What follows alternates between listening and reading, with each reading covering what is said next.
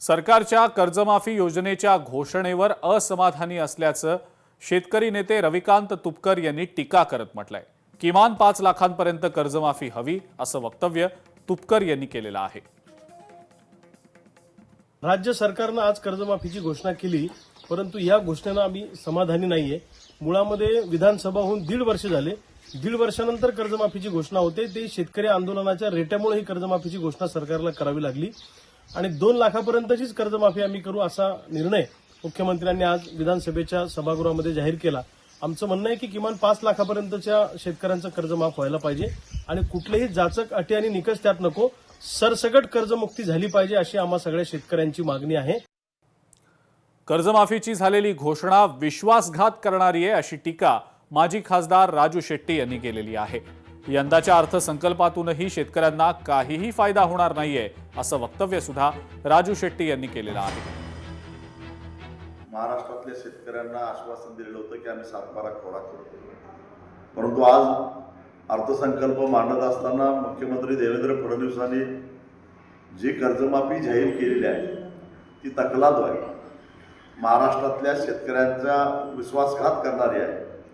कारण या संदर्भामध्ये ऑक्टोबर महिन्यामध्ये आम्ही जेव्हा आंदोलन केलेलं होतं त्यावेळी सह्याद्री अतिथीगृहामध्ये झालेल्या बैठकीमध्ये सुद्धा मुख्यमंत्र्यांनी 7-12 कोरा करणार असल्याचा पुनरुच्चार केलेला होता, परंतु प्रत्यक्षामध्ये आज जी कर्जमाफी जाहीर केली आहे त्याच्यामध्ये काही अर्थ राहिलेला नाही आहे। कर्जमाफीतून वंचित राहणाऱ्यांचा सरकारनं विचार करावा असा सल्ला शेतकरी नेते अजित नवले यांनी महायुती सरकारला दिलेला आहे। एकीकडे या घोषणेचं स्वागत करत असतानाच हे जे काही वंचित शेतकरी राहणार आहेत त्यांच्या कर्जमाफीबद्दल राज्य सरकारने पुनर्विचार करावा।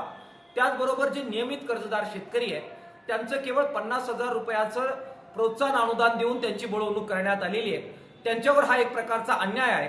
त्यांच्या कर्जमाफीचा सुद्धा विचार राज्य सरकारने करावा अशा प्रकारची अपेक्षा आणि मागणी आम्ही किसान सभेच्या वतीनं करतो आहोत।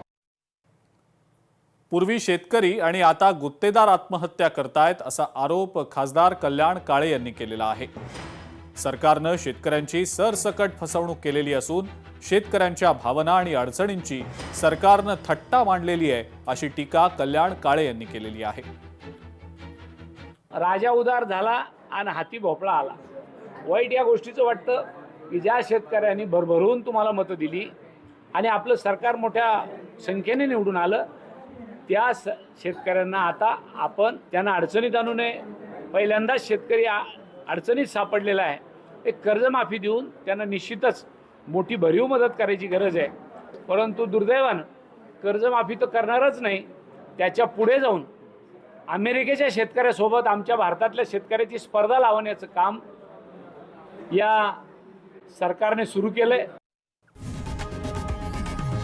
लोकशाही मराठी ऐका, पहा, जागरूक रहा।